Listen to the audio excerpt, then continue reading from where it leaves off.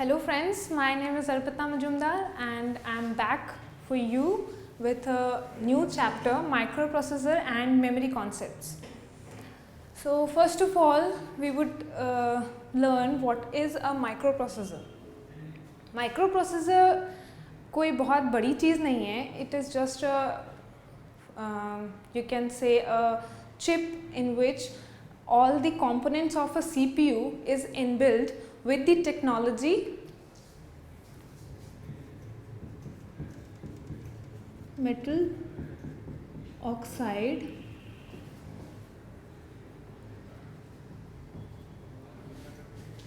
semiconductor. The technology used to build the microprocessor is none other than metal oxide semiconductor, that is MOS technology. So microprocessor का simple सा सीधा सा मतलब ये है कि हमारा जो पूरा CPU था जिसकी साइज़ बहुत ज़्यादा बड़ी थी उसे हमने और कॉम्पैक्ट कर दिया with the help of large integration scale integration and very large scale integration. और भी आगे आते हैं like ultra large scale integration, इसके ऊपर भी आते हैं small scale integration, very small scale integration. These are the techniques by which a microprocessor can build. So अगर हम एक लाइन में कहना चाहें तो CPU, a whole CPU in a single chip is called microprocessor. So next is classification of microprocessors. Here we can see three types of basic microprocessors, that are RISC, CISC and EPIC. RISC,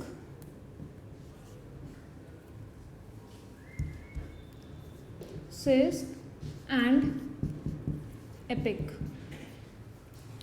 These all three types of microprocessor have their own advantages and their own bottlenecks. Like for example, let me write the extension of these first. Reduced instruction set computers and complex instruction set computers, and third one is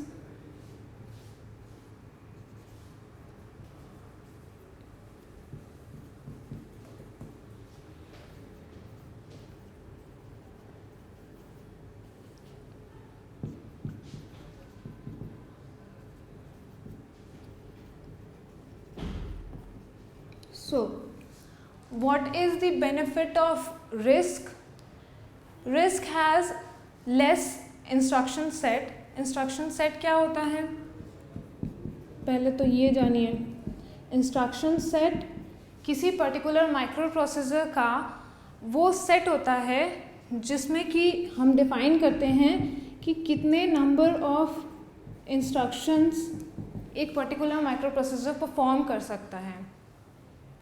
for example कुछ instructions हमारे basic instructions होंगे जैसे कि input लेना mouse के through, keyboard के through उन्हें process करना, ALU like arithmetic logic operations perform करना किसी भी इनपुट पे. These can be consider as the instruction of a particular microprocessor. तो हर माइक्रोप्रोसेसर में कुछ नंबर ऑफ इंस्ट्रक्शंस होते हैं जो कि उस पर्टिकुलर माइक्रोप्रोसेसर परफॉर्म कर सकता है. सो RISC was a microprocessor which has lesser number of instructions. तो RISC के केस में हमारे पास जो इंस्ट्रक्शन सेट था वो कम था. दैट इज़ अगर इंस्ट्रक्शन सेट हमारे पास कम है तो ये लेस कॉम्प्लेक्स होगा ऑफ कोर्स.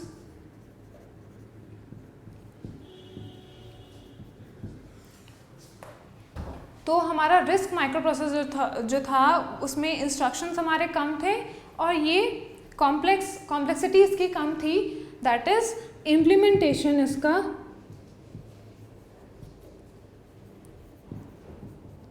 इसका implementation was easier than rest of the tools.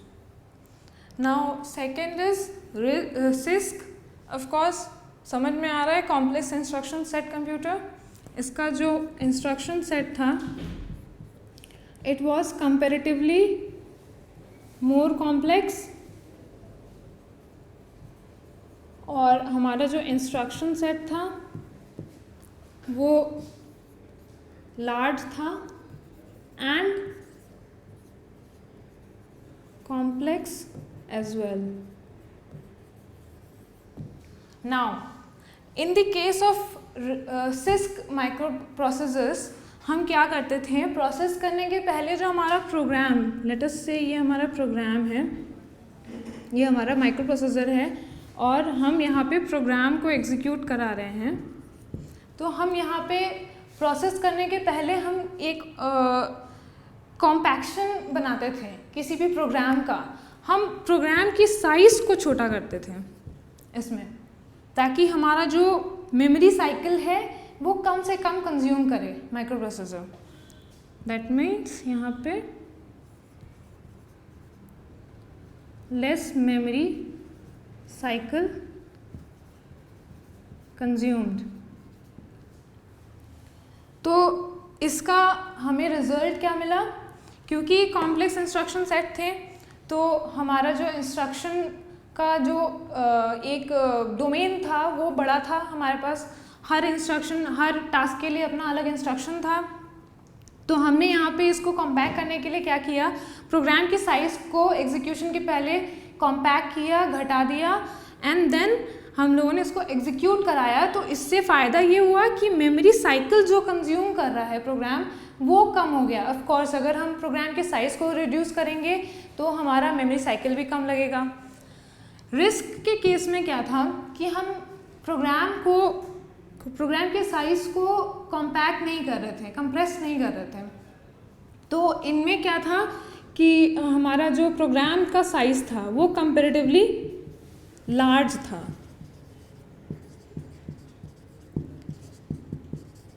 Large programme size था तो ऑफ कोर्स इसका रिजल्टेंट यही होगा कि हमें मोर मेमोरी साइकिल्स रिक्वायर्ड होंगे किसी भी प्रोग्राम एग्जीक्यूशन के लिए. सो यहाँ पे प्रोसेसिंग ऑटोमेटिकली दिख रहा है कि कम हो जाएगी, रिस्क में टाइम हमारा ज़्यादा लेगा प्रोसेसिंग, और CISC के केस में हमारी प्रोसेसिंग का जो टाइम है वो कम हो जाता है. रीज़न साफ है, यहाँ पे प्रोग्राम को हम कॉम्पैक्ट नहीं कर रहे हैं, यहाँ पे कॉम्पैक्ट किया जा रहा है और मेमोरी साइकिल्स हमारी कम कंज्यूम हो रही है. So this was risk and CISC. Epic क्या है, एपिक इन दोनों का कॉम्बिनेशन है. मैंने जैसे पहले बताया था, इनका कुछ एडवांटेज होगा, इनका कुछ बॉटलनेक होगा, इनका कुछ एडवांटेज होगा, इनका कुछ बॉटलनेक होगा. इन दोनों को कंबाइन करके हमने थर्ड बनाया जो कि इन दोनों के बेनिफिट्स को यूज़ करता है. फॉर एग्जाम्पल रिस्क हमारा जो है इम्प्लीमेंटेशन इसका ईजी होता है क्योंकि ये लेस कॉम्प्लेक्स है और सिंपल इंस्ट्रक्शन सेट कंटेन करता है. एड्रेसिंग मोड्स जो है वो सिंपल हैं. CISC जो है वो रिस्क के कंपैरेटिवली कॉम्प्लेक्स होता है. इम्प्लीमेंटेशन इसका इंस्ट्रक्शन सेट लार्ज होता है, कॉम्प्लेक्स एड्रेसिंग मोड्स होते हैं. सो इन दोनों का बेनिफिट लिया गया एपिक में और एक जनरेट किया गया नया माइक्रो प्रोसेसर जिसको कि हम एपिक बोलते हैं. इनका एग्जाम्पल देख लेते हैं. रिस्क का एक एग्जाम्पल है स्पार्क एंड दूसरा पावर PC. ये दो एग्जाम्पल्स हैं रिस्क माइक्रो प्रोसेसर के. CISC का एग्जाम्पल आप ले सकते हैं इंटेल पेंटियम जो हम आज भी यूज़ करते हैं कई कंप्यूटर्स में. एंड हमारा एपिक जो है ये इंटेल ने ही एक डिज़ाइन किया था,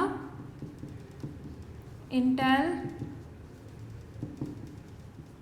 आर्किटेक्चर 64। ये हमारा माइक्रो प्रोसेसर एक टाइम पे 64 बिट्स को प्रोसेस कर सकता था। That is very powerful computer. So this was all about classification of microprocessor. Before heading to our next topic, I just want to share some keywords from the point of view of a microprocessor.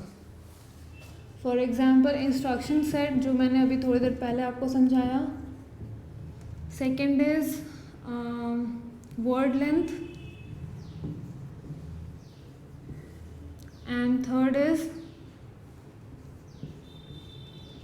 clock speed. Instruction set क्या होता है? किसी भी micro processor में कुछ number of instructions होते हैं, तो उन इंस्ट्रक्शन का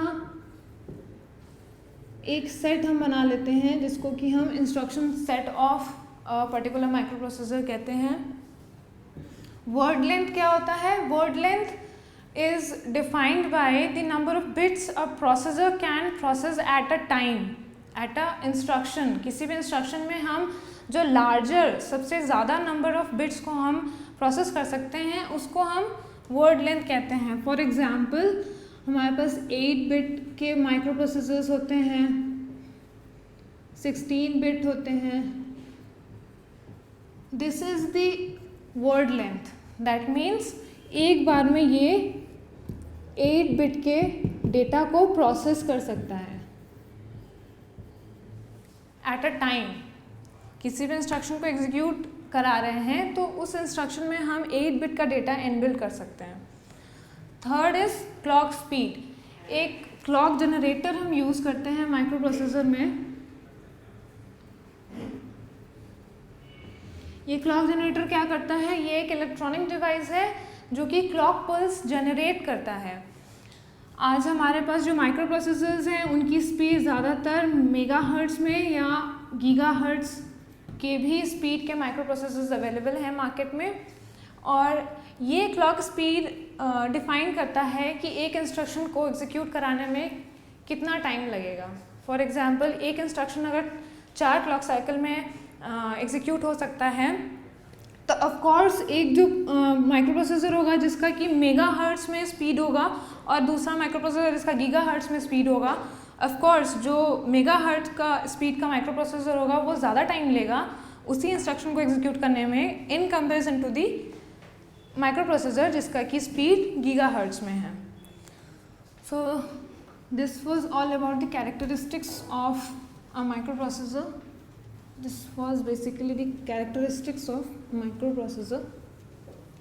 So the next topic is memory concepts.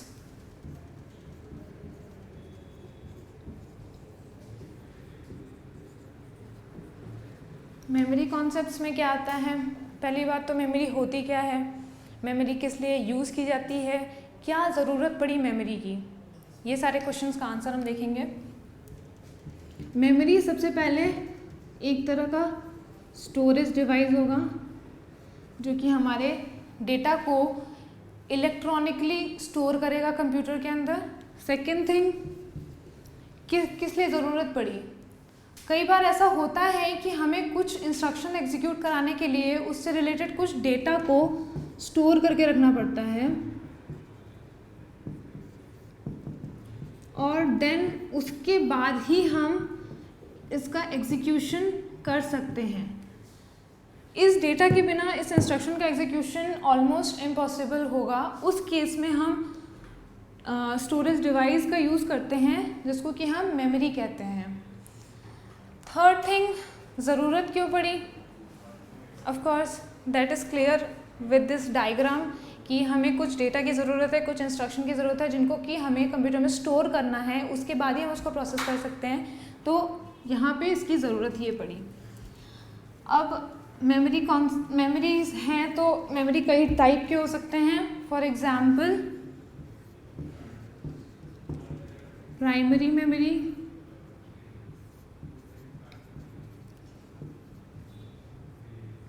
Secondary memory and cash. अब मेमोरी कॉन्सेप्ट तो समझ में आ गया, मेमोरी क्या है, कैसे काम करता है, क्यों यूज़ करते हैं। अब इतनी तरह के मेमोरीज क्यों हैं अवेलेबल मार्केट में, इनका अलग अलग यूज़ है, अलग अलग पर्पसेस के लिए इनका यूज़ किया जाता है। फॉर एग्ज़ाम्पल इनको एक्सप्लेन करने के पहले मैं कुछ बेसिक चीज़ें, फंडामेंटल चीज़ें कुछ बताना चाहती हूँ। फॉर एग्ज़ाम्पल कि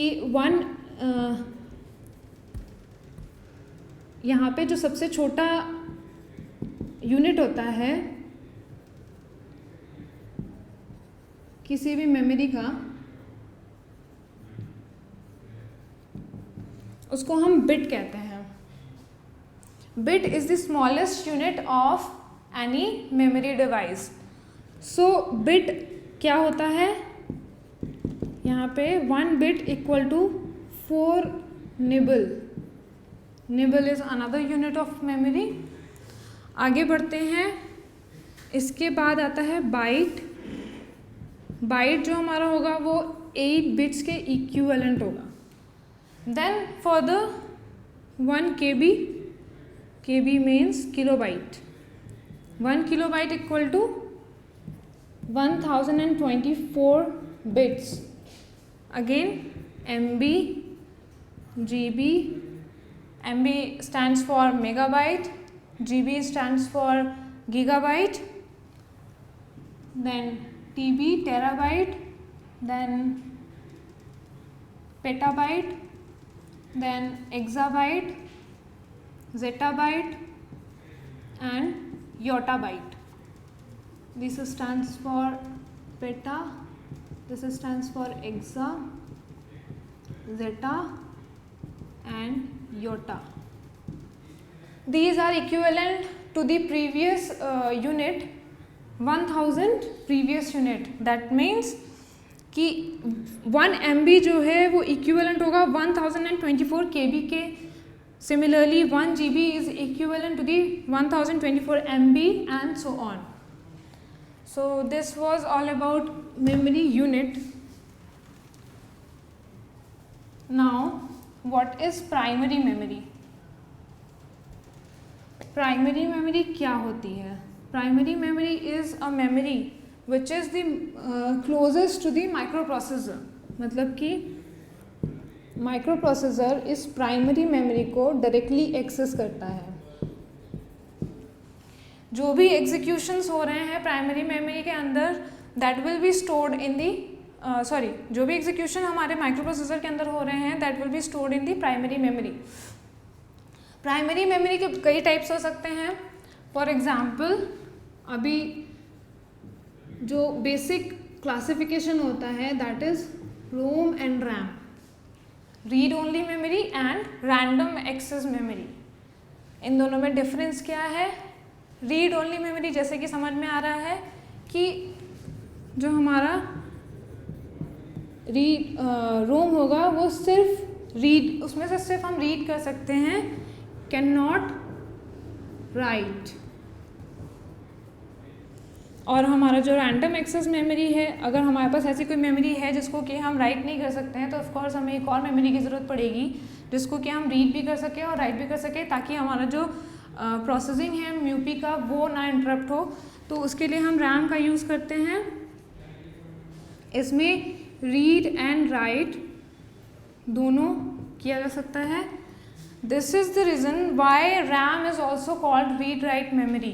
this is one of the question of NCERT exercises कि why RAM preferred as a read write memory. क्यों? क्योंकि रैम में हम डेटा को रीड भी कर सकते हैं एंड उसमें राइट भी कर सकते हैं। So this is referred as the read write memory also. Now here are some further classification of these memory devices.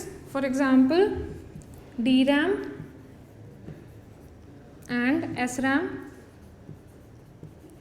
DRAM में हम ट्रांजिस्टर्स का यूज़ करते हैं एंड कैपेसिटर्स का यूज़ करते हैं। SRAM में हम फ्लिप फ्लॉप का यूज़ करते हैं। जो हमारा डी रैम होता है, डी रैम का एक्सटेंशन होगा dynamic random access memory, S RAM का होगा static random access memory. Of course दोनों वॉलेटाइल होते हैं क्योंकि ये दोनों रैम को बिलोंग करते हैं। RAM is a volatile memory, so these two will be volatile memory. Volatile memory कहने का मतलब ये है कि जो भी कंटेंट रैम में स्टोर्ड है at a point of time, अगर पावर कट हो जाता है या फिर कोई इंटरप्ट ऐसा इंटरप्ट अकर होता है जो कि सिस्टम को बंद कर देता है, तो रैम में जो भी डेटा स्टोर होगा वो that will be deleted from the RAM, that is the data will be lost. इसका मतलब ऐसे मेमोरीज को हम वॉलेटाइल मेमोरी कहते हैं। सो ये दोनों वॉलेटाइल मेमोरी हैं क्योंकि ये रैम में बिलोंग करते हैं। RAM is a volatile memory. Dynamic RAM की स्पेशलिटी ये है कि इसको हम बार बार रिफ्रेश करते रहते हैं कुछ देर में, सो दैट हमारा जो कंटेंट है वो हमें मिलता रहे जिसको कि हमें आगे प्रोसेस करना है। स्टैटिक रैम में ये स्पेशलिटी होती है कि इससे हमें रिफ्रेश करने की ज़रूरत नहीं पड़ती है। ऑफ कोर्स इसमें रिफ्रेश करने की ज़रूरत पड़ती है, इस वजह से इसका जो स्पीड होता है that is slower then static RAM, और इसमें क्योंकि रिफ्रेश करने की ज़रूरत नहीं पड़ती है तो इस वजह से इसका जो स्पीड है डायनेमिक रैम के कंपैरेटिवली ज़्यादा होता है। So this was all about RAM and then ROM. Just let me clear the board so that I can write further. ROM का क्लासिफिकेशन कुछ इस तरह से है, क्योंकि हम जानते हैं कि रोम का जो प्रोग्राम होता है वो मैन्युफैक्चर होके आता है। मतलब इसका मतलब ये हुआ कि रोम में जो भी डेटा स्टोर होता है वो मैन्युफैक्चरर हमें ऑलरेडी स्टोर करके देता है, बट मार्केट में कुछ ऐसे भी रोम अवेलेबल हैं जिनको कि यूज़र खुद अपने अकॉर्डिंगली प्रोग्राम कर सकता है। For example ROM, that is programmable ROM. Programmable ROM का मतलब ये है कि जब ये मैन्युफैक्चरर के पास से आएगा तो फिर ये खाली रहेगा उस टाइम तक, लेकिन अगर आपने एक बार इसे प्रोग्राम कर लिया, अगर आपने प्रोग्राम राइट कर लिया रोम में, तो देन फर्दर आप उसमें कोई भी अल्टरेशन नहीं कर सकते हैं। Second is EPROM.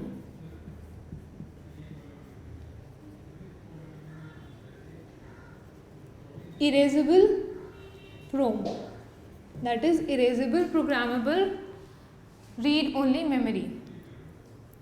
इसका मतलब ये है कि हम इसको इरेज कर सकते हैं with the help of laser light. Laser light की हेल्प से हम जो भी प्रोग्राम लिखा हुआ है रोम में उसे हम इरेज करके दोबारा से प्रोग्राम कर सकते हैं। Third is EEPROM, that is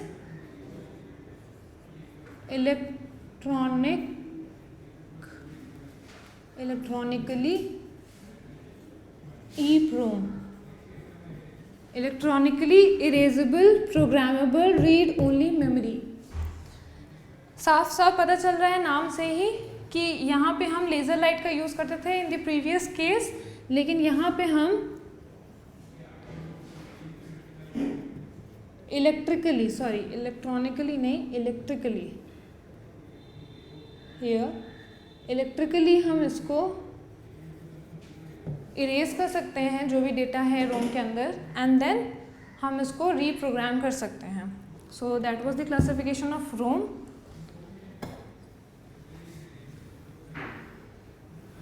now primary memory is covered,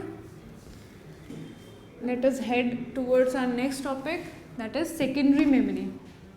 पहली बात तो सेकेंडरी मेमोरी होती क्या है और हमें क्यों ज़रूरत पड़ी, क्योंकि हमारे पास ऑलरेडी प्राइमरी मेमोरी है। डेटा इंस्ट्रक्शन स्टोर करना है, हम प्राइमरी मेमोरी में ईजिली स्टोर करके एग्जीक्यूट करा सकते हैं। देन वाई एक और मेमोरी, क्यों बर्डन हमने बढ़ाया। सो लेट अस सी, जो हमारा प्राइमरी मेमोरी होता है इसमें दो क्लासिफिकेशन आपको एज ए क्लियर है कि रोम हमारा जो है वो नॉन वॉलेटाइल होता है, मतलब इसका डेटा जो है वो डिलीट नहीं होता है कभी भी।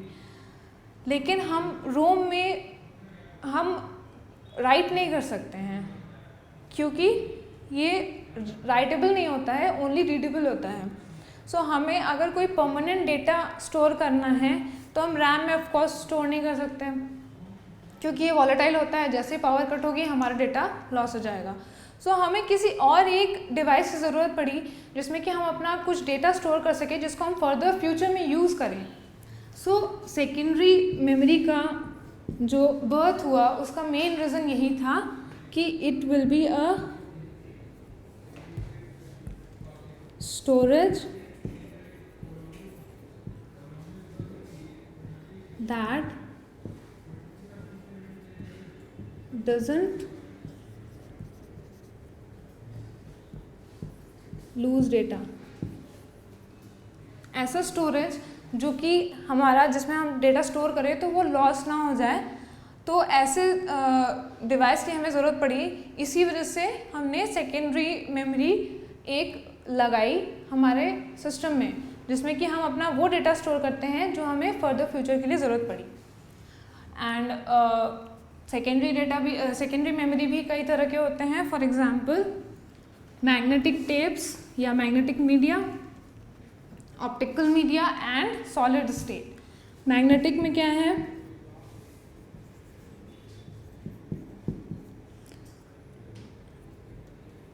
मैग्नेटिक जो टेप्स होते हैं या मैग्नेटिक मीडिया जो यूज़ किया जाता है, मैग्नेटिक टेप्स के स्टोरेज डिवाइसेस, उसमें एक मैग्नेटिक लेयर पे डिवाइस को बिल्ड किया जाता है जिसमें कि आता है हमारा हार्ड डिस्क। हार्ड डिस्क की अगर आप स्ट्रक्चर देखें, अंदर का इन स्ट्रक्चर अगर आप देखें तो हमारा कुछ इस तरह से होता है। ये सिलेंडर सर्कुलर पार्ट्स होते हैं जिनको कि हम सेक्टर्स में डिवाइड करते हैं कुछ इस तरह से।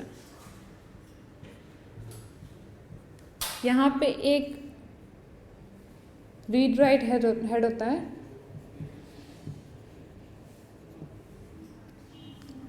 ये सिलेंड्रिक पार्ट्स हैं और इनको हम सेक्टर्स बोलते हैं, फ्रॉम हियर टू हियर। और इसमें रीड राइट कैसे करते हैं हम मेमोरी को, with the help of this read write head.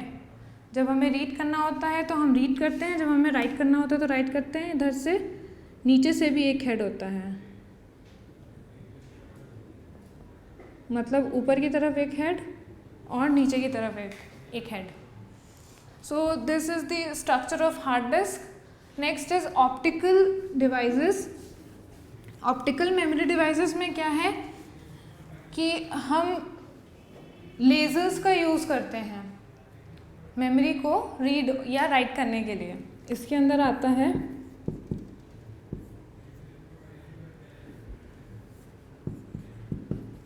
Optical के अंदर आता है सीडी या डीवीडी या ब्लू रे। इनकी मैकेनिज्म क्या है, इनमें लेज़र लाइट का यूज़ किया जाता है। सीडी का जो कैपेसिटी होता है वो लेस होता है in comparatively the rest of the devices from this particular classification. DVD, इनको ऑफ कोर्स रीड या राइट करने के लिए हम लेज़र बीम्स का यूज़ करते हैं। और यहाँ पे डीवीडी और सीडी के बीच में मेन डिफरेंस ये होता है कि इनमें सीडीज़ में लार्जर वेवलेंथ के लेज़र लाइट्स का यूज़ किया जाता है और इसमें स्मॉलर वेवलेंथ के लेज़र लाइट्स का यूज़ किया जाता है। और इसकी जो कैपेसिटी है ये सीडी के कंपेरेटिवली ज़्यादा होती है। ब्लू रे किस लिए यूज़ किया जाता है, ब्लू रे बेसिकली जो हमारा एचडी वीडियोज़ या एचडी ऑडियोज़ फ़ोटोज़ उनको स्टोर करने के लिए यूज़ किया जाता है। और इसमें हम स्टोर करने के लिए या रिट्रीव करने के लिए ब्लू लेज़र लाइट का यूज़ करते हैं। So this was all about optical memory devices जिनमें कि हम लाइट्स का यूज़ करते हैं डेटा को स्टोर करने के लिए या रिट्रीव करने के लिए। Third is solid state. The word solid from this particular memory device refers to actually solid memory devices. Solid कहने का मतलब ये है कि no moving parts।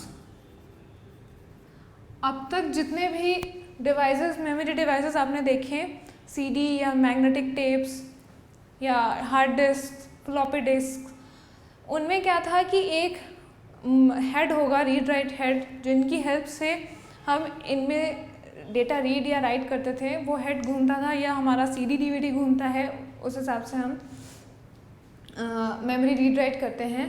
तो प्रीवियस केसेस में क्या था कि कुछ ना कुछ मूव कर रहा है, तब हमारा रीड राइट परफॉर्म हो रहा है।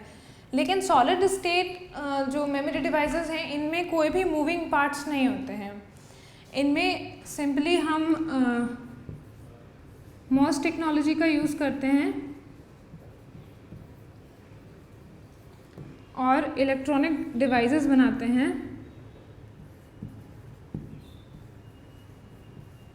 इलेक्ट्रॉनिक डिवाइसेस यूज़ करते हैं जैसे कि ट्रांजिस्टर्स या you can say flip flop,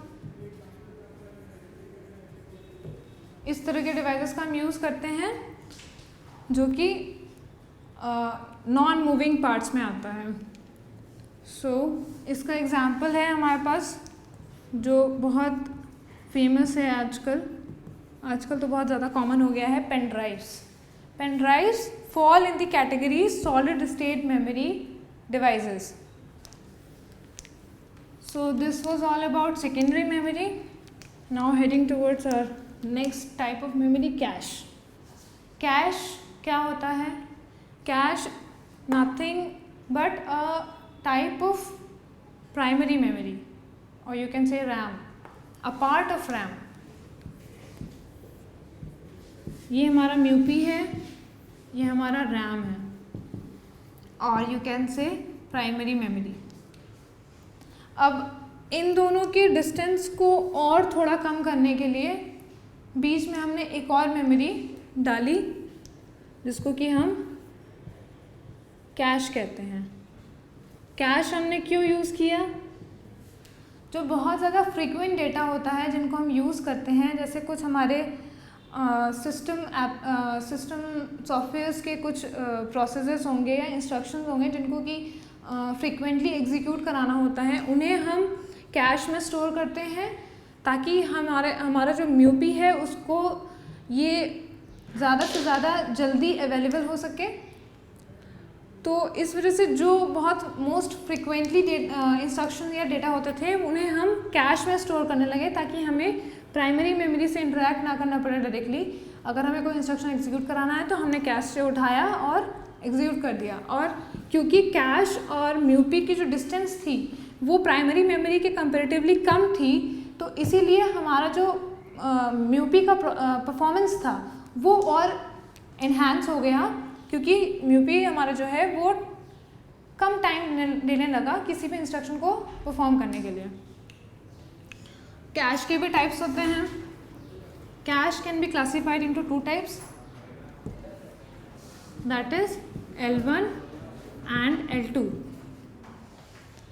L1 जो कैश हमारा था इसकी स्पीड फास्ट होती है। एक्चुअली अगर सही मायने में देखा जाए तो दोनों की स्पीड इक्विवेलेंट है, लेकिन हम L1 को फास्ट इसलिए कहते हैं क्योंकि हमारा जो L1 होता है वो म्यूपी के ही चिप में इनबिल्ड होता है।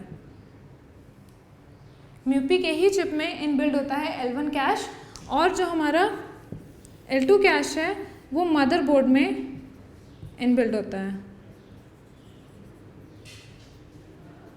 तो बेसिकली L1 कैश और L2 कैश की स्पीड ऑलमोस्ट सेम होती है, लेकिन L1 कैश हमारा म्यूपी के चिप में इनबिल्ड होने के कारण स्पीड जो है वो फास्ट देता है इन कंपैरेटिवली L2 के। So this was all about cache. So हमारा मेमोरी कॉन्सेप्ट जो टॉपिक था वो यहाँ पे एंड होता है। Next topic is input output port and connections. अब पोर्ट्स किस लिए यूज़ किए जाते हैं? ताकि हम अपने डिफरेंट टाइप के पेरिफेरल डिवाइसेस को कंप्यूटर से जोड़ सके। अगर आप कंप्यूटर का स्ट्रक्चर देखेंगे सीपीयू का, तो पीछे आपको बहुत सारे पोर्ट्स दिखेंगे, इस तरह के अलग अलग तरह के पोर्ट्स, राउंड इस तरह के पोर्ट्स, या फिर कुछ इस तरह के पोर्ट्स भी होते हैं। तो there are different type of ports to facilitate different type of devices available in the market. So सबसे पहले सीरियल पोर्ट।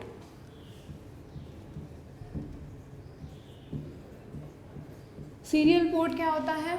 ऑफ कोर्स नाम से ही क्लियर है, एक बार में एक ही लाइन होगी जो कि माइक्रो प्रोसेसर में प्रोसेस हो रही होगी। That means 1 bit in 1 clock cycle. एक ही बिट जाएगा एक क्लॉक साइकिल में। सीरियल है, एक ही बिट जा रहा है, ऑफ कोर्स स्पीड इसकी स्लो होगी और कॉस्ट भी लो होगी क्योंकि सिंपल है। इसका इम्प्लीमेंटेशन जो है वो सिंपल है comparatively other devices, other ports. So this was serial port. Now parallel.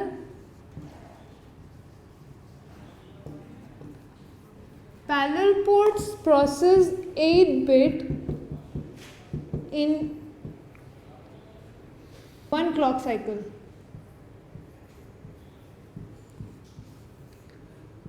Say this is a MUPI 1 2 3 4 5 6 7 8। एक टाइम पे एक क्लॉक साइकिल में 8 बिट डेटा ये म्यूपी में प्रोसेस कर सकता है। क्योंकि पैरेलली हो रहा है, so the technology parallelism is implemented in the parallel ports. हम ज़्यादा फोकस करते हैं कि पैरेलली डेटा जाए ताकि हमारा जो इंस्ट्रक्शन साइकिल क्लॉक साइकिल है वो लेस यूज़ हो। क्योंकि देखिए यहाँ पे सीधे सीधे पता चल रहा है कि एक बिट जा रहा है पर क्लॉक साइकिल और यहाँ पे सीधे सीधे 8 बिट जा रहा है पर क्लॉक साइकिल। तो अगर हमें इसी डेटा को सीरियल पोर्ट से अगर इनपुट कराना हो तो हमें टोटल 8 क्लॉक साइकिल्स की ज़रूरत पड़ेगी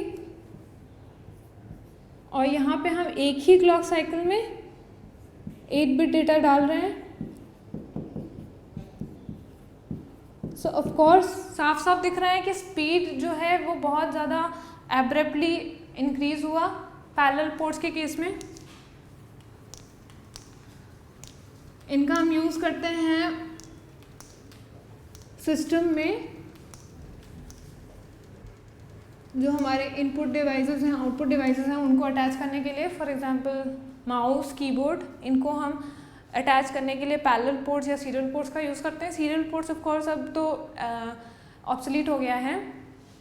सो अब ज़्यादातर पैरेलल पोर्ट्स का या USB पोर्ट्स का यूज़ किया जाता है। Next is PS port, PS/2 ports. ये कुछ इस तरह के दिखने वाले पोर्ट्स हुआ करते थे। यहाँ पे कुछ इस तरह का स्ट्रक्चर होता था। इनके जो पोर्ट्स थे वो इस तरह के थे कुछ। अब ये भी बहुत ऑब्सोलीट हो गए। इनका यूज़ पहले किया जाता था माउस और कीबोर्ड को अटैच करने के लिए कंप्यूटर से। Next is our USB, universal serial bus. USB are the most common ports nowadays। USB का जो स्ट्रक्चर होता है वो कुछ इस तरह से होता है। यहाँ एक प्लेट लगी होती है जिनमें कुछ मेटल के प्लेट्स होते हैं जिनसे हम डेटा रीड राइट करते हैं। इनको भी कंप्यूटर में यूज़ किया जाता है ताकि हम माउस, कीबोर्ड जैसे अलग अलग तरह के डिवाइसेस को अटैच कर सके। USB ports are the most common ports nowadays in the computer environment. Next is infrared ports.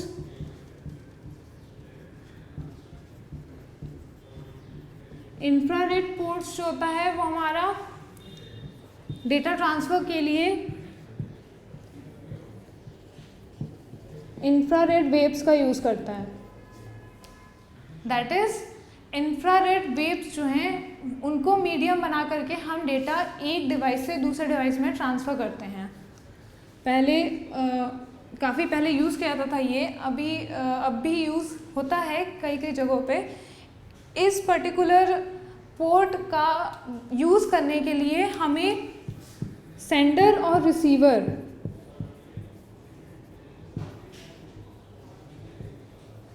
दोनों में जो है ये इंफ्रारेड पोर्ट की ज़रूरत पड़ेगी। अगर दोनों में से किसी भी एक में मिसिंग है इंफ्रारेड पोर्ट तो data transmission is not possible in this case.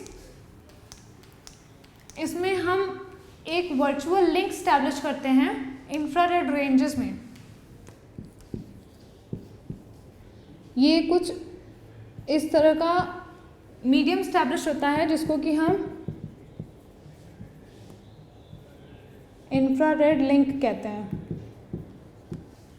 इस लिंक के थ्रू डेटा एक डिवाइस से दूसरे डिवाइस में ट्रांसफ़र होता है। Now next is Bluetooth. Bluetooth devices are short range Bluetooth ports are short range wireless ports जिनका कि हम डेटा ट्रांसफ़र के लिए यूज़ करते हैं। शॉर्ट लेंथ में यूज़ किया जाता है। शॉर्ट लेंथ कहने का मतलब है कि almost you can say 10 feet, 10 to 20, not greater than that. Speed slow हो जाएगी अगर इससे ज़्यादा होता है या फिर कनेक्शन ब्रेक हो जाएगा। सो बेसिकली जो ब्लूटूथ पोर्ट्स होते हैं वो रेडियो वेव्स का यूज़ करते हैं डेटा ट्रांसफ़र के लिए। और these type of ports are faster than infrared ports। और सेकेंड एक बेनिफिशियल ये था कि इंफ्रारेड पोर्ट्स से ट्रांसफ़र करने के लिए हमें दोनों डिवाइसेस के इंफ्रारेड पोर्ट्स को आपस में जोड़ के रखना पड़ता था ताकि हमारा लिंक स्टैब्लिश हो सके और डेटा ट्रांसफ़र हो सके। लेकिन ब्लूटूथ के केस में ऐसा कुछ नहीं है। ब्लूटूथ के केस में अगर आप थोड़े डिस्टेंस पे भी रहेंगे तो भी डेटा ईजिली ट्रांसफ़र हो सकता है। So this was the difference between infrared and Bluetooth ports. This is also a question from NCERT exercise, that what is difference between infrared and Bluetooth ports. So infrared uses infrared waves to transfer data and Bluetooth uses radio waves to transfer the data. Today's last topic is firewire ports. These type of ports use the technology called firewire. These are a short range ports, that is not much short but shorter than other cable like LAN, WAN you can say. So this uses the technology firewire and it is a short range ports and it facilitate almost every devices।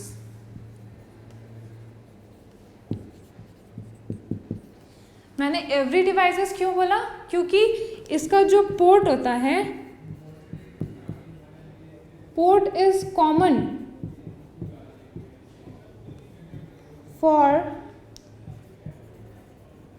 every kind of device। मतलब आप चाहे memory attach करें इससे, चाहे input output devices attach करें, चाहे कोई external devices attach करें, इसका जो पोर्ट होगा that will be common for each and every type of devices. This is the main benefit of FireWire ports. इसीलिए इनका यूज़ किया जाता है जहाँ पे हमें कॉमन पोर्ट की ज़रूरत पड़ती है. So this was all about today's chapter, microprocessor and memory concepts. फटाफट से एक बार रिवाइज कर लेते हैं कि आज हमने क्या क्या पढ़ा. सबसे पहले माइक्रोप्रोसेसर क्या होता है? It is nothing but CPU in a single chip. You can say कि हम पूरे CPU जितना बड़ा होता है उस पूरे CPU को हम कॉम्पैक्ट करके एक चिप में बिल्ड करते हैं जिसको कि हम माइक्रोप्रोसेसर कहते हैं. माइक्रोप्रोसेसर के टाइप्स कितने थे? 3 तरह के, risk, six and epic. Risk reduced instruction set computers, complex instruction set computers and epic. इनके कुछ एग्जाम्पल्स है Spark, Intel Pentium and Intel Architecture 64. This Intel Architecture 64 is a 64-bit microprocessor. जिसका मतलब ये है कि एक टाइम पे 64-bit डेटा को प्रोसेस कर सकता है. Third is memory concept. इसके अंदर में आता है 3 तरह के memories, primary memory, secondary memory and cache. Primary memory के अंदर 2 तरह के मेमोरीज आते हैं, ROM and RAM. ROM is read only memory, that means you can not write in the ROM kind of memory. And second is RAM, random access memory. इसको read write memory भी कहा जाता है क्योंकि इसमें read और right दोनों operations perform किए जा सकते हैं. The third one is secondary memory. Secondary memory भी कई तरह के होते हैं. सेकेंडरी मेमोरी का यूज़ हम परमानेंट डेटा स्टोर करने के लिए करते हैं जिनको कि हम फर्दर फ्यूचर में यूज़ कर सकते हैं. इनके अंदर आता है मैग्नेटिक, ऑप्टिकल और solid state.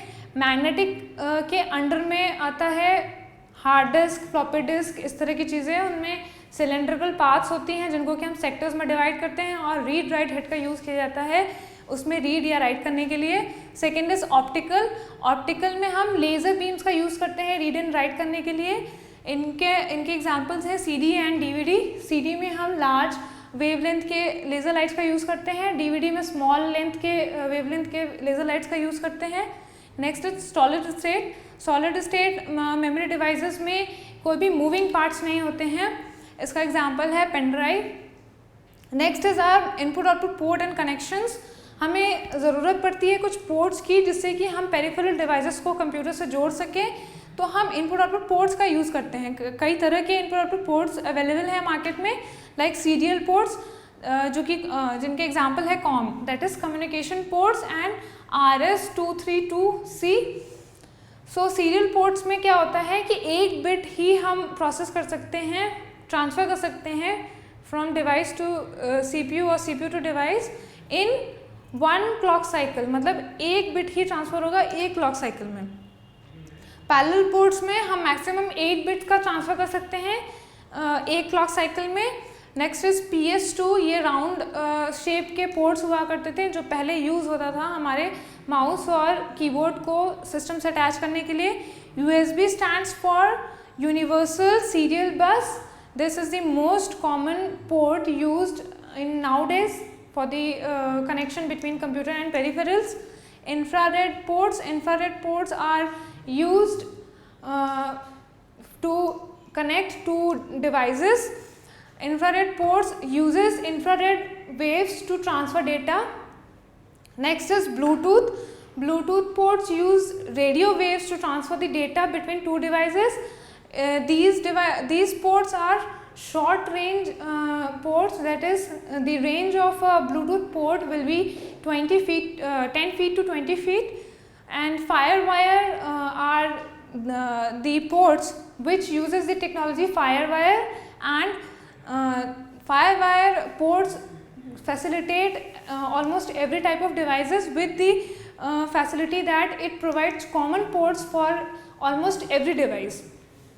So this was all about today's chapter, microprocessor and microprocessor and memory concepts, and wait for my next video. Till then, stay safe, stay healthy. Bye bye.